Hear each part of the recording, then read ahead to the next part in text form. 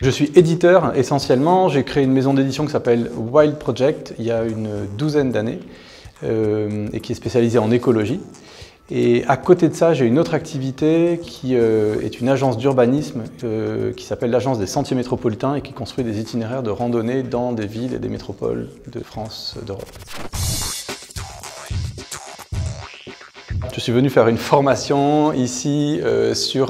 essentiellement sur des questions d'écologie urbaine et de prospective générale et prospective territoriale. Je pense que pour répondre à l'enjeu de l'extinction,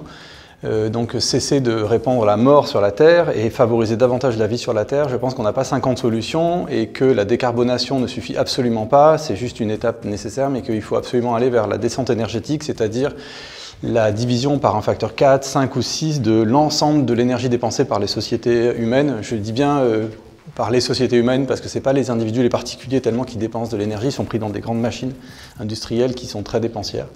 Et donc la résolution ne sera pas par des choix individuels, elle sera par un changement de système global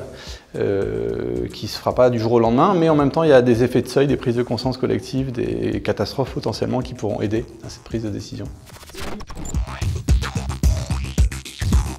J'ai une position super ambivalente, j'ai l'impression qu'il y a quelque chose dans le numérique qui est ultra vertueux sur le plan, potentiellement sur le plan sociétal et qui vient renforcer des logiques d'organisation horizontale qui va dans le sens d'une véritable démocratie, mais que les effets positifs du numérique sont depuis déjà de longues années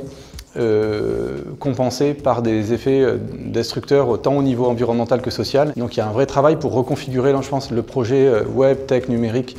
d'une façon qui ne soit pas juste la course en avant vers l'accélération de tout le temps, tout de suite, plus vite.